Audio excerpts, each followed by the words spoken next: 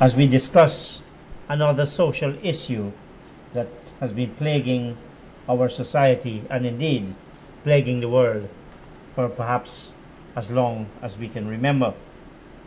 Sometime in 2010, Plain Talk addressed the question of domestic violence and featured a non-resident Guyanese who at that stage had just published a book, Pulling the Punches, Defeating Domestic Violence. He's a Guyanese national living in North London, and Mr. Luke Daniel, I want to welcome you once again to Plain Talk and giving us the opportunity to talk with you. Thanks again, Chris. It was fantastic being on the first program, and I'm delighted to be back and to speak about this issue that I'm very passionate about. Domestic violence is a problem the whole world over, and certainly in Guyana we have real problems, and I would like to, address those issues. Now, the previous book was Pulling the Punches, Defeating Domestic Violence.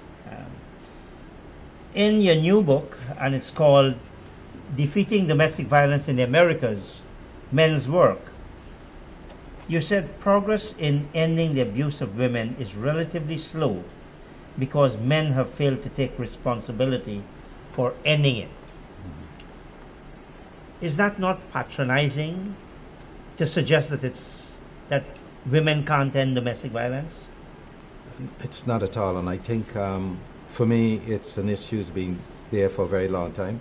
For 40 years now, the UN has said that 1 in 3 women are being abused on a daily basis. How come it is 40 years on, it's the same figures we're seeing? So I think what's been lacking is working with the perpetrators of domestic violence to get them to change. And I think that there needs to be more emphasis on the role that men play or can play in ending domestic violence. As a matter of fact, we wouldn't, if there's an issue that's affecting, society, you need to address the core causes of it. And the real reason for domestic violence is mostly men who are abusing women. We're going to get into some of those issues.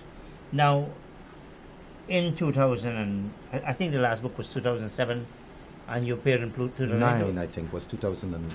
Oh, yes, sorry. Yes. And you appeared in 2010. Yes.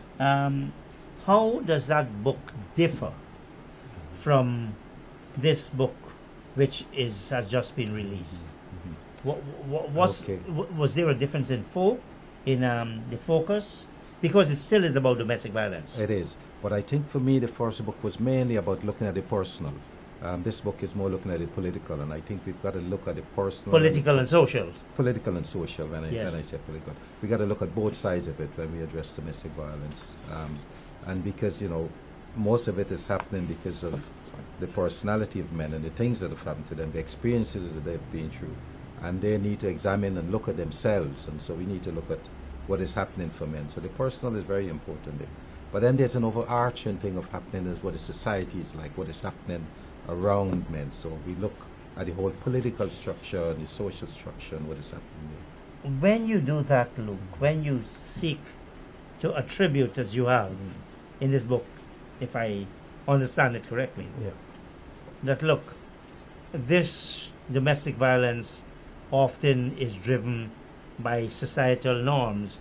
I think somewhere in the book you said patriarchy, that is the man as the head of the household, rule of men, society, really, rule of men, yes, the rule of men, is the source of abuse of women, and it is impossible to end abuse if it is believed that patriarchy is something that exists somewhere in the past, or if it exists at all, it is in some third world country somewhere. Yes. And I think, this was really looking from the perspective of developed countries.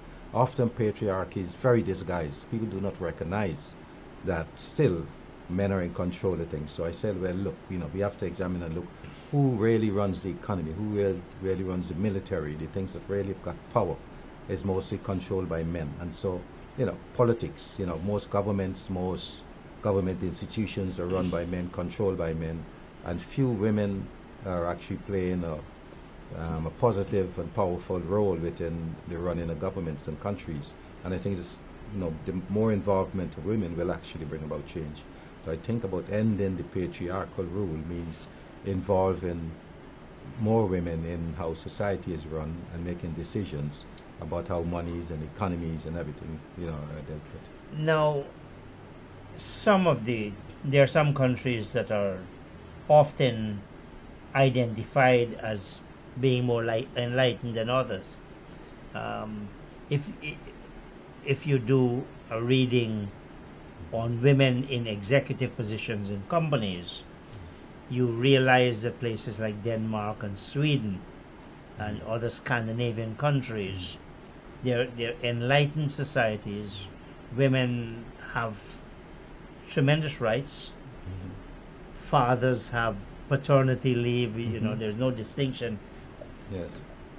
Does it make a lot of difference that you have these Scandinavian societies on the one hand, and you have these other patriarchal societies on others, or more patriarchal societies than the Scandinavian? Does it make any difference if you look at the statistics that domestic violence in those countries where women's rights and women's liberation are always in the forefront, does it make any difference in terms of the extent of domestic violence? Yes. There is a slight difference. I mean, not enough, I would say, because whereas in the most of the world it's 1 in 3, maybe it's about 1 in 4 women in Scandinavian countries are being abused. Which is still bad. It's still very bad.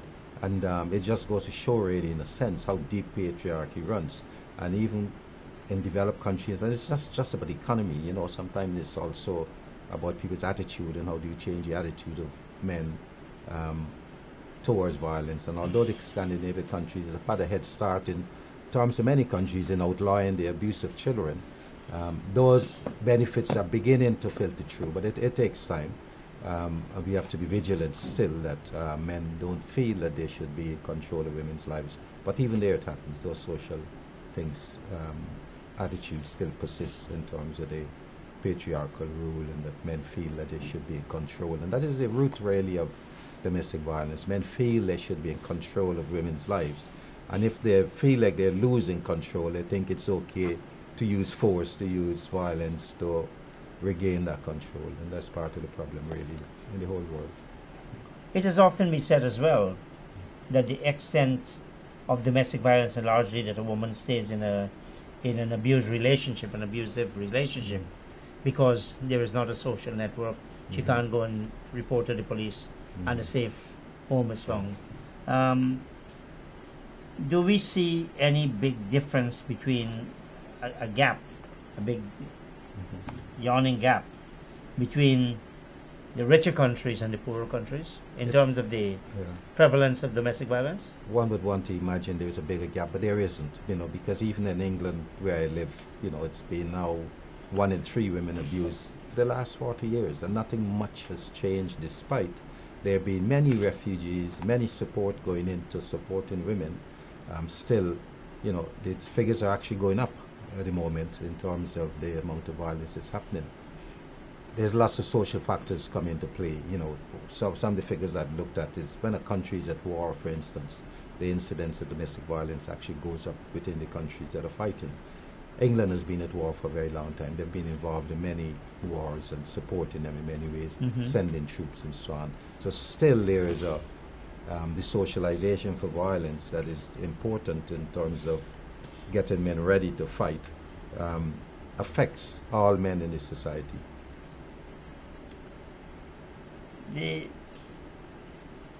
You in this book you've done a great job, if I may say.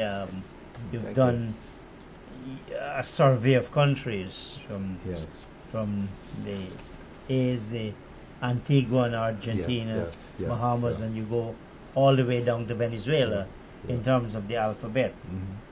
You also point out that 42 of the world's 50 most violent cities are located in the Americas. Again, I ask, the extent of domestic violence in those societies versus the less violent. Yes. Now, one of the reasons I've tried to put this book in a historical perspective is because of that violence and the level of violence. I'm saying, look, this is happening because there's been a culture of violence for a very long time. And it will take, political action to change that. That would not change overnight. We need governments to be conscious of what is happening in their countries and to actually put the resources in to bring about a change in attitude and behavior. So, just leaving things to chance wouldn't work. We've been through a history, a horrific history really in the Caribbean and Latin America, sort of charted what has happened, even before Columbus there was a lot of violence in the society.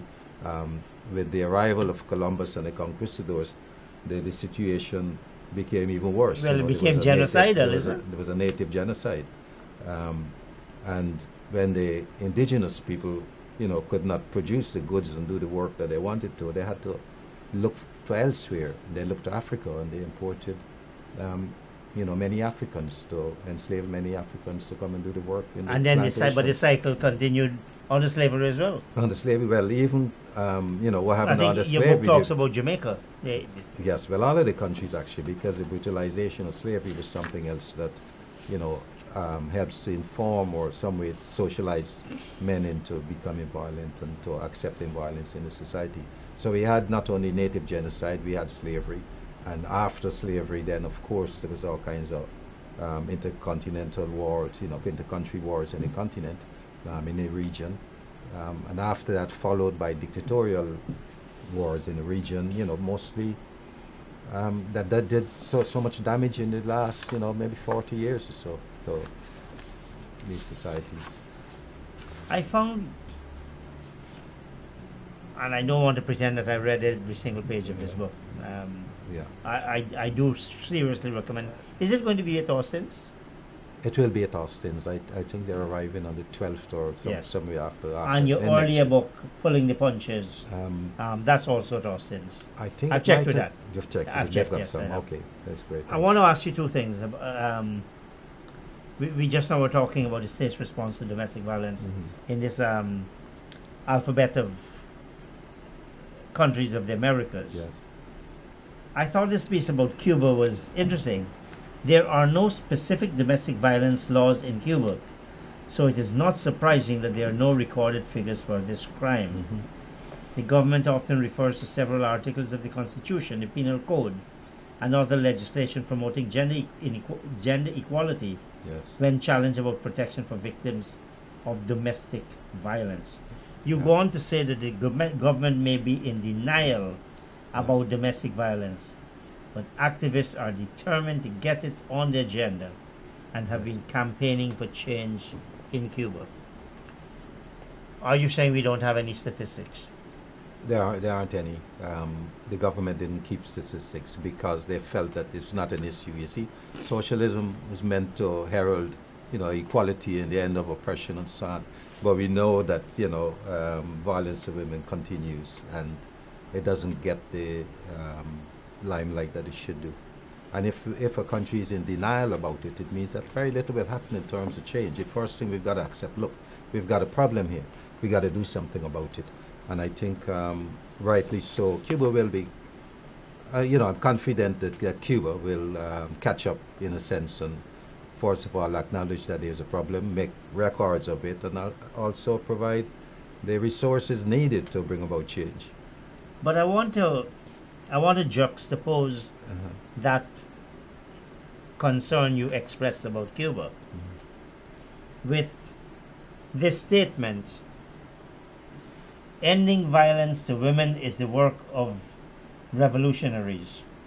We have to join the likes of Che Guevara, Sandino, Jose Marti, Ramon Freire Serrano, Simon Bolivar, Fidel Castro, Hugo Chavez, Morris Bishop, Walter Rodney, and many unsung others in fighting for a better society.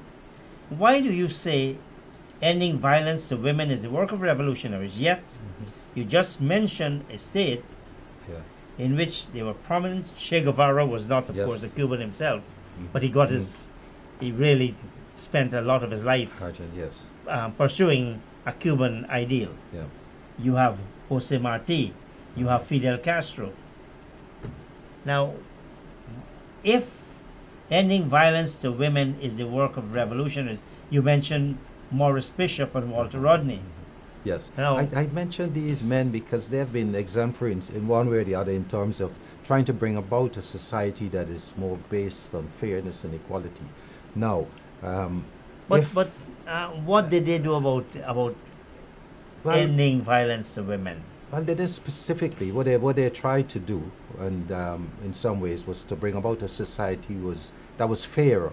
Mhm. And if we've got a society that is based on inequality in the first place, there's very little chance that we'll be able to change anything. And I think this is the difference. They're fighting for change. They're fighting for social progress, for social change, so that no one group is disadvantaged over another. And I think women has been a major group in a sense that, over half the population in many cases, if they're fighting for equality, certainly they've got to have it on the agenda at some time that, women will be treated fairly and not be seen as second class or seen as lesser than men, and that it is okay to hurt or to abuse them. This is not a criticism of the book. No, so this program is plain talk. Yes. Every one of these names you mention here is a man. Yes, and I particularly mention men because I'm saying that, look, men need to take responsibility for change, and I think we need to aspire, each of us. And remember, look, there were some men out there who were fighting for social change, and if each one of us could, within ourselves, start to make a decision that, well, okay, I'd like to see something change around domestic violence. I don't want to see my sister abused, my mother abused, my good friend abused, any woman abused for that matter, is a starting point. And I think it's just taking these men as examples of men who actually were fighting for that kind of social change that meant that we have societies that are based on fairness. One of the most influential women, in my view, is Oprah from the United States of America. Yes. What role has she played, if any? Yes. I think Oprah has been a great influence in terms of addressing emotional and personal things and looking at issues. She's a great counselor, I think. But I think she's lacking as a politician, and I think really about ending domestic violence, there's got to be some politics in there. And for me, the woman I would more hold out as somebody who's been fighting for that kind of change might be Angela Davis. Somebody who I admire greatly. She's been a social activist for a very long time, and she's certainly been somebody who's been fighting for women's rights. I don't recognize Oprah in the same way, but certainly she has made a tremendous contribution and continues to, and somebody I admire greatly. Do you think you've always, in fact, your book is defeating domestic violence in men's work, and as we said earlier, you talked about patriarchy is a source of abuse. You've got a British Prime Minister, a woman Prime Minister. Yeah. Does it make a difference? Often it does. It doesn't, because I tell you what, we had one before. We had Margaret Thatcher, and she's famously known as a milk snatcher. She took away milk from children. So not because there's a woman's Prime Minister, it means there's going to be social change, or that she was also known as the Iron Woman. As the Iron Maiden, I think they call her. She so it doesn't. It depends on the politics. You've got to actually want to see kind of social change, fairness, and justice. Well, the German Prime Minister, Angela Merkel. Yes, I think to a certain extent, she's been remarkable in some ways, and I think the way in which she's invited immigrants to our country is something that's remarkable. Not many governments have been able to do that. It's focused on women. She's not known for that, is she? No, she isn't. She's not known as an activist for domestic violence, and often they're not. They're there about politics, and sometimes it's two systems mainly running the world. We've got socialism and capitalism operating, and I think unbridled capitalism has been very damaging for most societies. And so, for me, if there's no real change in the way our societies are run, and liberal and capitalist societies actually depend on some violence happening. They depend on wars, they depend on military and so on. But the 42 of the world's 50 most violent cities, many of those are in left-wing socialist countries as well. Yes. So they're not capitalist countries by any means. That's right. But I see, but I do smell like there's some change wanted to happen, because these countries are beginning to fight for socialism, beginning to fight. Some of them are beginning to fight for social justice and change. We've seen many women. We've seen 5 women presidents in Americas recently. Although, you know, the most recent You're not getting change. You're not in the most famous one. Yeah. And in fact, Yeah. in terms of the most famous, in terms of largest, best known, because we look at American television and so on, what you have is a misogynistic Yes. person who seems to treat women like if they access Hollywood tape. Yes. Yeah. The way he described woman by her part, you know, Yes. Yeah. and say you can just do it because you're a star. Yes. You know, he represents a system. You know, he's a billionaire. You know, what does he have in common with really, you know, the average person? And I think, you know, straight away, you know, I mentioned in the book one of the things he's pursued is big arms deals. You know, he made one of the biggest arms deals in the world in Saudi Arabia, and which has immediately affected our region in terms of the wars that are happening down there in Yemen and the destruction that's happening to people's lives. And he's making it clear, you know, he's looking to go to Star Wars. You know, he wants to take it into space. And his love for guns, and I think, is one of the problems that's affecting the whole region. This is an issue you raised on Yeah. page 5 of the book, where you talked about the the extent of homicide by gunshot wounds. When America is when it comes to gun violence, Yeah. must be the Yeah. right up there among the murder capitals of the world. It is, but although it's very bad, and it just actually is getting a little bit better. I think the action of people who are actually fighting against guns are beginning to make a difference. It's been like a couple of percentage drop recently. Although Isn't it ironic? Isn't it ironic Yeah. that what is making it get a little better Mhm. is that you have these outrageous things like the killing of what was it, 6 or something Recently, that's right. in Las Vegas. Yes, yes. You've got in churches, you've got in schools. But you see, the gun lobby is very powerful in America, and they come out and they say guns don't kill people. You know, it's people kill. You know, but mind you, a 4-year-old couldn't kill somebody Yeah. without a gun, and that's Yeah. been happening. You know, children have been killing. You know. Do you blame that on the patriarchal kind of society, or is it that on the capitalist look? If guns sell, let's Yeah, forget yeah, that guns kill. Yeah, you know, I looked at patriarchy, and I said, you know, there's a couple of institutions that support the patriarchal rule. And one is the military, often religious, and capitalist societies, and the captains of capitalism. So I've looked and criticized those in terms of the role they play in actually perpetrating, you know, violence on societies. Capitalism depends on selling arms. You know, the mighty industrial military complex is responsible for spreading arms around the world, and they continue to create wars in situations at times, because, you know, they need to make profits. Look, we keep thinking of places like Afghanistan as such a bad place because you read it so much on television. Yeah. But you make the point in this book that between 2001 and 2014, roughly 26,000 civilians died as a result of the fighting in Afghanistan. But over the same period, 67,000. That's 250%. Yep. Hondurans were murdered. Yeah. I mean, it's shocking, really. And I mean, it's the whole region. I mean, Mexico, the figures are horrific as well. Brazil alone. What is worse, Honduras has 1/3 the population of Afghanistan. Yeah. You see, and for me, it's a culture of violence that has persisted for a long time. But the other point I make is, like, Honduras actually went through a lot of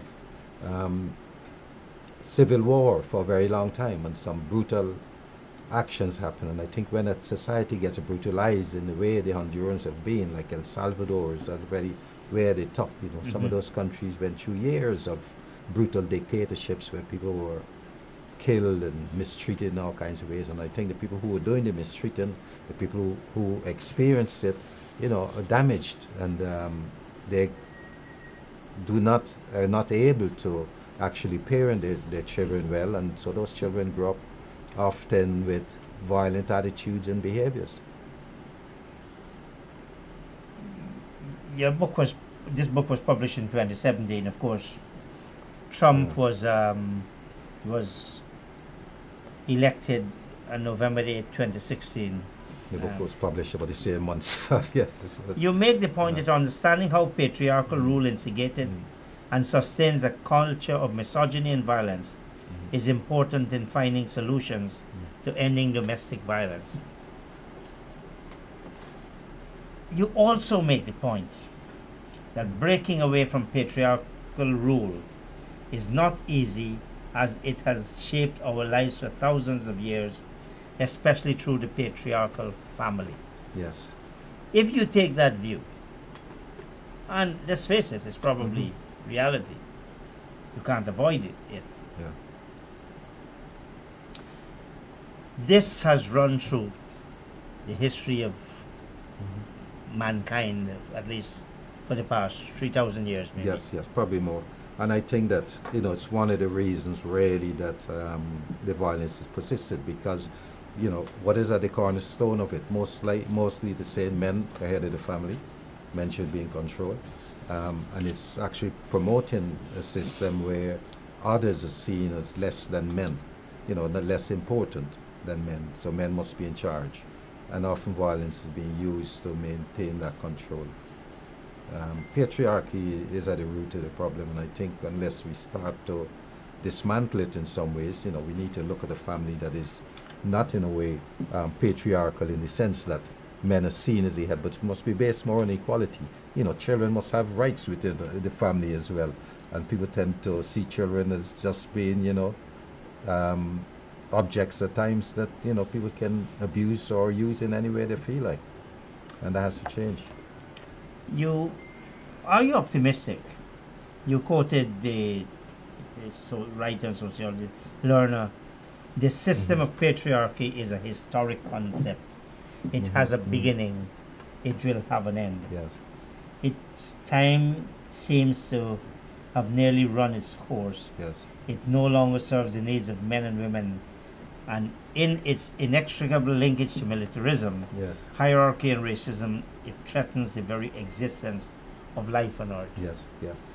Is patriarchy going to take civilization down with it, or it's going to concede? I think it's going to concede. I think what is happening now, the world is going through a lot of technological advancement. People are getting information much faster, much easier. And I think there's some of our leaders are beginning to shift in their attitude as to how society should be run. If I could just mention, for instance, in London, one of the leaders coming forward is Jeremy Corbyn, who is the leader of the Labour Party, and somebody I know quite well, and I have confidence that he is somebody who is looking to build the kind of society that we need, with fairness, and he's trying to, he's working on that. Even in America, where things look so dim, Sanders, who was nearly there, he has made an impact.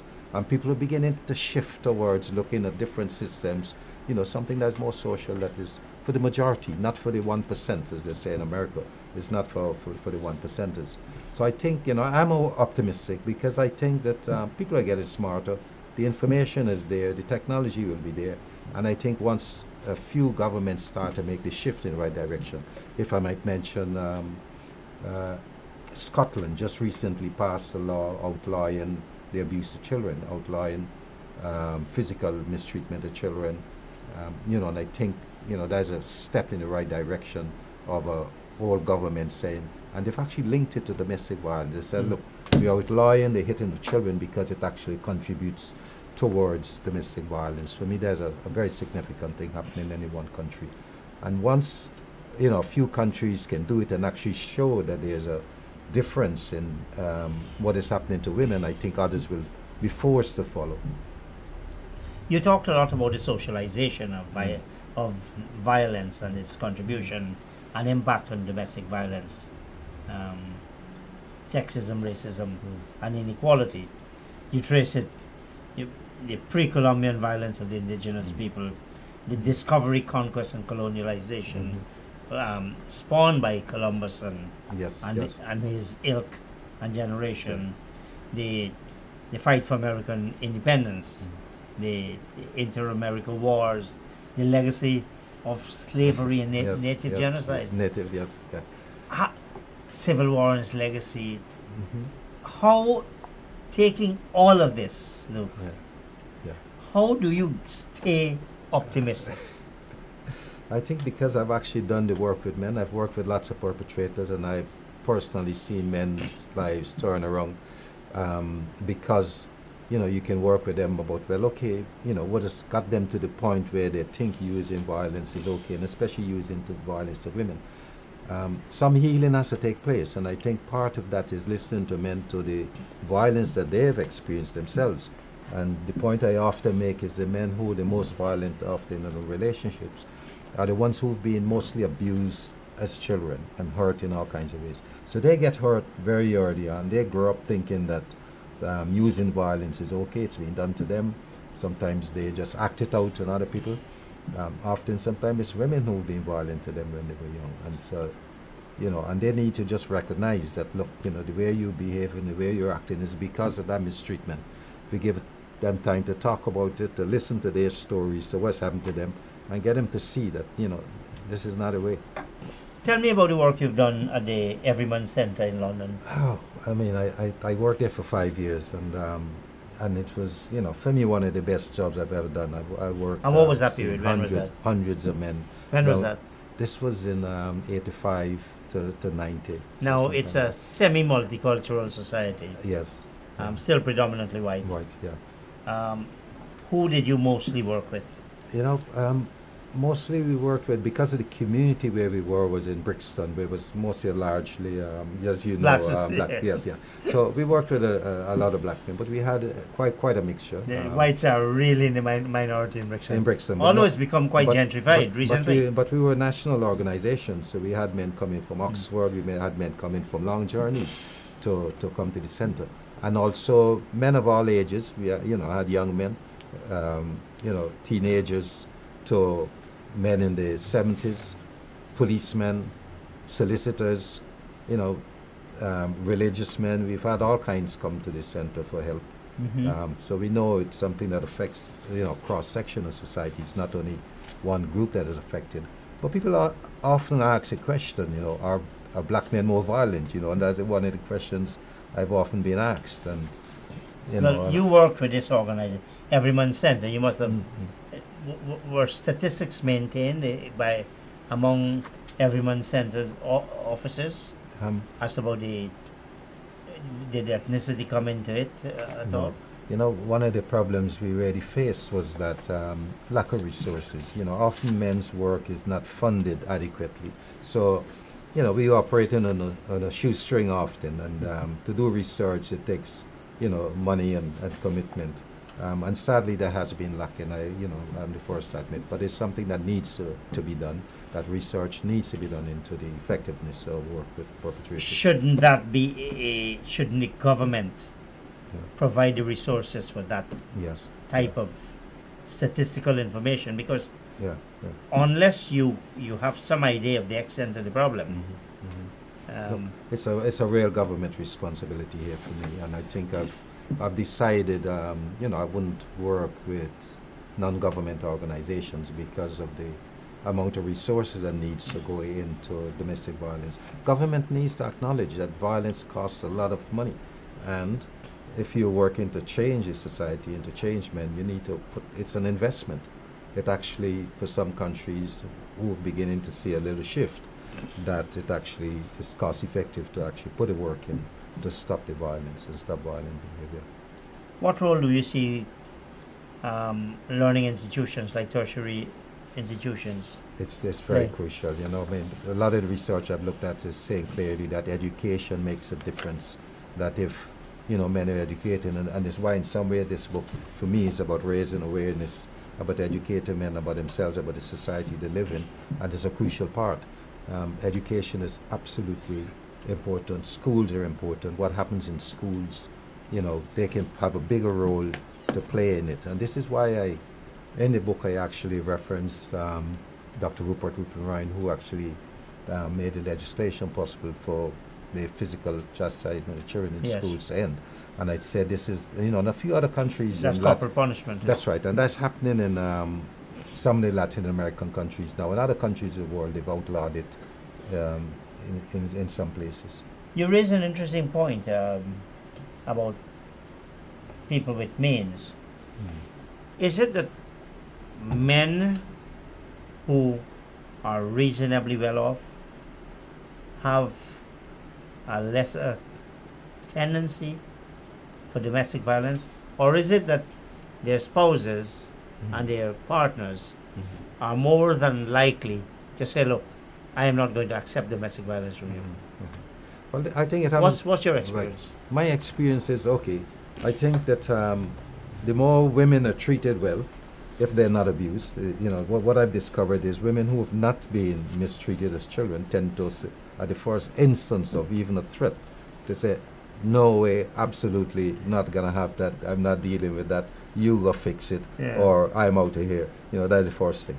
Now, the problem with when children grow up with abuse is, you know, for many women, they think that being hit is part of the process. Yeah. You know, and I've heard it too often, too many countries, too many places that, you know, if my man doesn't beat me, he doesn't love me. Yeah, you know, it's surprising that is. I've heard that's that. probably I've heard that in England. England it's is a minority. I've heard that in England. I've heard that in Africa. But it's probably going down.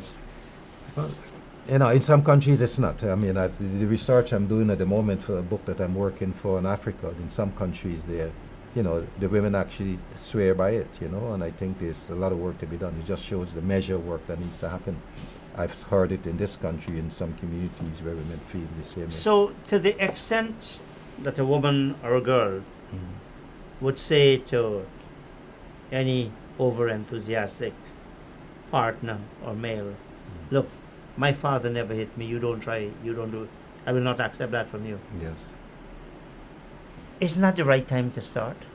When a woman is a young woman before getting into long-term relationships and all that, and putting a break on any possibility? Yes, I think that is absolutely, for me, the beginning. What happens in the home, we need to teach our girls that this is not something that is acceptable, we mustn't put up with it. But if they're seeing it, because, you know, let's face it, you know, domestic violence is very prevalent in Guyana. We have a real problem in our society here. And I think we're very high on the list of countries. We're in the red bucket of countries of domestic violence, and it's a problem that's affecting us deeply. And I think most of it is rooted in what happens to children, because when we hit children and mistreat them and tell them it's because I love you, I'm going to hit you, or that, you know, this is going to hurt me more than it hurts you. And that some way, you know, beating is going to make you a good person. You know, we got a long way to go. And I think for parents who can start to recognize that hitting children is not a useful thing to be doing, because we're actually telling them or giving them the message that violence is acceptable, it's okay to use it, it's okay to accept it. It's not good. Often, for a long while, we had this debate, do we teach sex education in school? I think the advocates of sex education have certainly won on that score. Is dealing with issues of misogyny, domestic violence, spousal abuse, not of equal, if not more, significance, and therefore ought to find its way on the school curriculum? Yes, and I think it's beginning to, in the sense that if we said, look, hitting children is wrong, it's the starting point, and then we need to educate some more, really, because domestic violence amongst young people is also very high, and I think we need to get them to see that, you know, this is not a way forward. You know, there is another way that we can have healthy relationships, that we can have loving relationships, and, you know, it's impossible to have violence in a relationship and call it a loving relationship. You know, how can you say you love me when you're abusing and hitting me? You know, was this love about? So I think, we need to examine what do we mean when we say I love you, and I think education certainly and awareness raising in the classroom will help. And I think part of the teaching of children should be awareness about this. I think we have a rare problem here also with teenage pregnancy, and this is the other thing that's happening. So I totally agree with sex education in schools, and children need to know how to be protected, how to protect themselves, what is acceptable and what is not. And yes, so education for me is a very key part of it. Although you've spent almost 50 years now out of Guyana, living in I think London. You spent all your life living in London? About 40 years, yeah. just over. You chose to write largely about domestic violence in a big part of it is about the Americas and not the British Commonwealth Caribbean. Is there any particular reason? Okay, for me was mostly I was concerned really that there were few Latin American countries who were beginning to move in the direction of trying to bring about social change.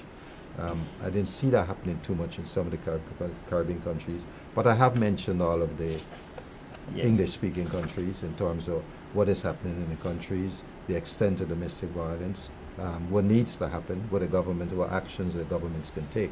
So there's a whole piece there about action that government can take. Now I'm concerned about violence, throughout the whole world. But I've located in Latin and South America because I think there's some cultural and historical reasons why the violence is very high here. And so the emphasis in this book is to look at the Americas. I will put some emphasis on other regions of the world in other publications. You've obviously done quite a bit of research. Did you visit all these countries that you've covered in this book? Some of the islands, yes, but not some countries in Africa. I haven't been to. No, Latin I'm talking about the countries of the Americas. Of the Americas, no, I haven't been to any of the other countries yet, but I hope to do so, and eventually will. I've done the research, I've done the reading, the writing. I know what's happening there. I don't have to. It'd be impossible to go to all the countries. The book I'm working for on Africa, I've spent some time working, training men in South Africa. And I will be going back there soon and going to Ghana. I've been to Uganda recently. So yes, I try to visit and see what's happening for myself, but also, for me, the research and looking into what's happening. The root causes are almost the same. I look at one is, as I said, this patriarchal rule is one of the problems. Looking at how men are in control of things, how they intend to stay in control in some ways, and looking at the culture that develops around that. And most times to remain in control means the use of violence, and that's what has to be challenged. There's probably one significant difference between the Americas and some of the countries of Africa. You've still got polygamous societies, including the famous Zuma has 4 wives. Yes. I mean, it's a rare problem in terms of the kind of social problems it creates within those relationships. I know, but these are cultural things that have been there, and they've been there for a very long time, and certainly people have been challenging them. I think there's a shift away from it. People are criticizing it more. Women are choosing more not to be in those relations. And I think historically there's been reasons why that has happened. When there's been times of war, there's not been enough, men around and to support families, to support communities. It has become part of the culture, but it's something that I feel is changing. Women are less likely to opt to be in a relationship where they have to share, a relationship with other wives. Some communities have been able to handle it well, and others very badly. I wouldn't consider my knowledge of geography any good, but Africa is certainly, in terms of number of countries, and number of cultures and different societies, because in South Africa, for example, it's an extremely mixed kind. And we're not just talking about whites and blacks, but we're talking about all the different. There's something like 11 languages, different African languages spoken in South Africa, and most people speak them. But and throughout the region, there's it's about 42 countries in Africa. So I've covered 52 that I'm covering a wide area. And I How many of those you going to cover? No, I can't visit. Probably all of them I will touch on a little bit. Yeah. A little bit, you know, just so that they are mentioned. Because But even as we were saying, you touch on South Africa. Which part of South Africa? Which yes, yeah. tribe?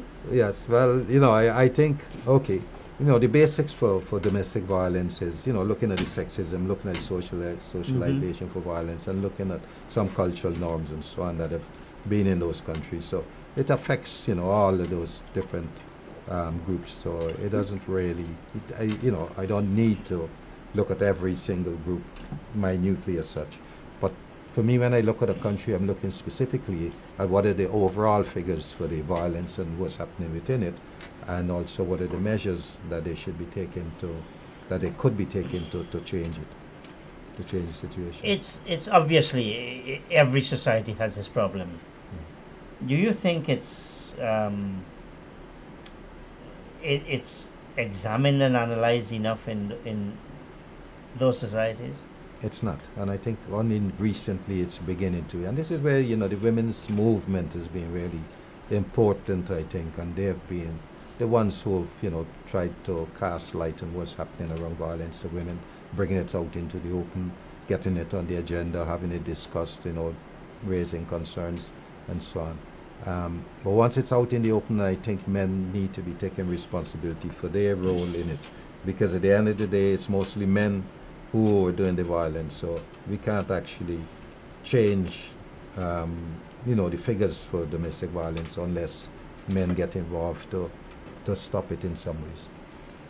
Why is it you have chosen to explore domestic violence in Africa as opposed to, say, Asia or any other region? You know, I've thought about that because, you know, and I thought maybe I need to write something that is just general about the whole world.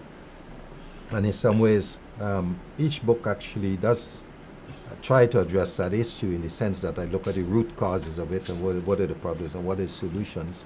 So it will actually fit for most countries because those things are there crucial.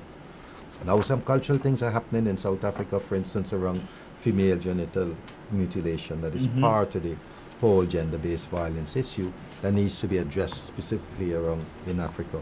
So I need to look at that as one of the issues in that region too. And surprisingly, on that score, women are some of the biggest defenders of the mutilation that takes place. It's in the name of culture. Yeah, that's true.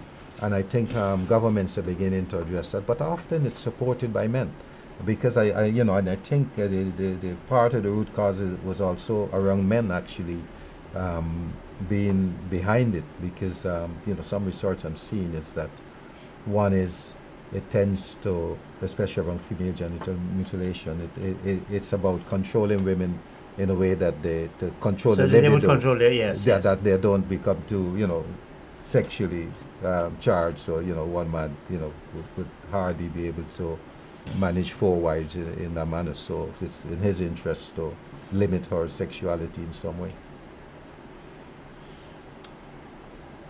Now, you said right at the beginning of the book, in the introduction, more than 40 years after the United Nations made ending domestic violence a priority, the measures adopted so far have made little difference to the levels of domestic abuse experienced by women. Now,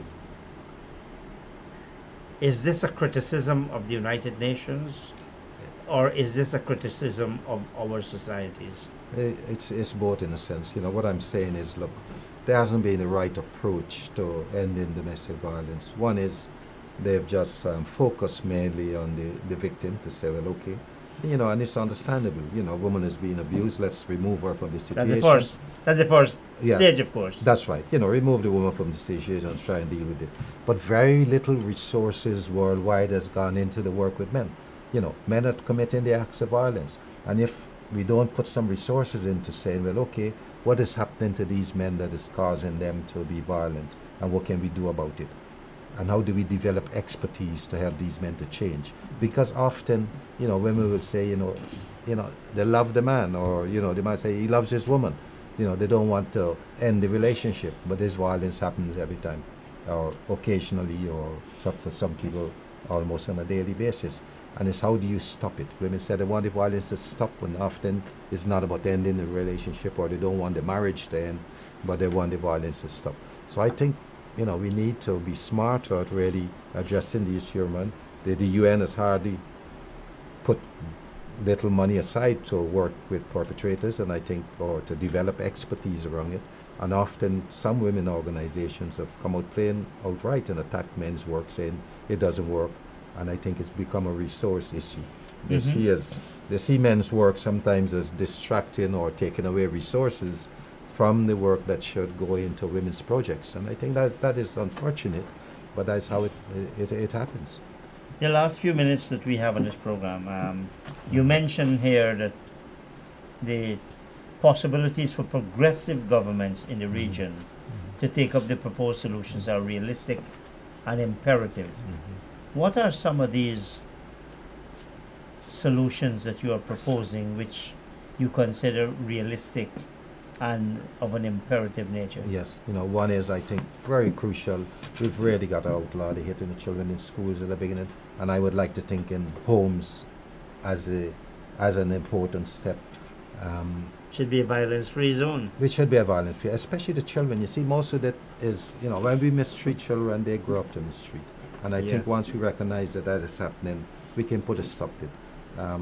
Governments need to put the resources into, one, supporting women who are being abused so that they can be removed from that situation, making sure that there are laws in place that men know if they abuse a woman, they will be locked up.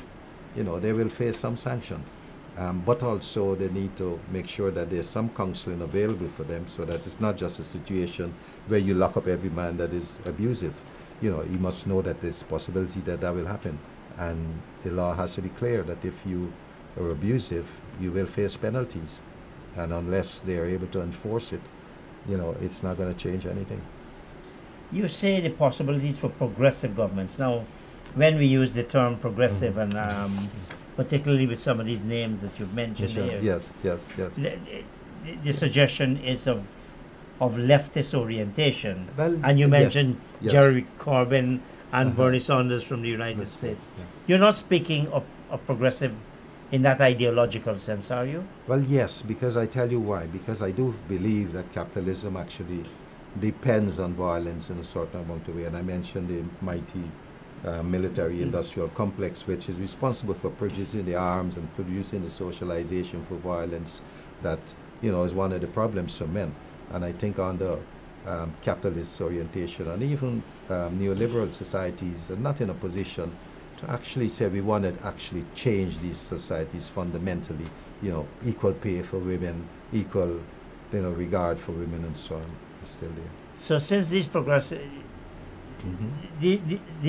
governments, since you think it has an ideological or political implications, what kind of steps? You mentioned the children. Yes. What are the steps would you? Well, putting in place support systems for. One is saying, we will not tolerate the abuse of children. School education, but also outside in the community, where, for instance, they can have mobile units. For instance, okay, you got an area where violence is happening, you can get into that area. One is to, support women so they can move out of the situation, and also to see the men where they can address them with the violence and the support they need to change and stop the violence. I think you mentioned one society where they have women police stations. Yes. Yes, I think Chile, started to do some work in that area, and other countries, not the only one. But apart from women police stations, I think they've also had, lots of training for police officers. All officers should be trained around domestic violence. That they're able to respond in a way that is protective for women, and also that can be supportive of the men in terms of getting them to change their attitude and be able by getting them into programs where they can work. Almost every country of the region now has some kind of anti-domestic violence legislation? Yes, most of them, and but most times, there's legislation, and then there's legislation, and whether it's being enforced and whether the support is there for the police and so on. Which often is a question of a resource yeah, problem. Yeah. We have this problem in Guyana. Yes. Despite our having close to 20 years domestic violence legislation, where you go to a police station and they say, look, this is a man and wife problem. Yes. We don't really want to get into it. Yeah. Go and sort it out. Yeah. And as an alternative, the police does something, and then the abused spouse goes and say, look, I'm not going to give evidence against my husband. Yes.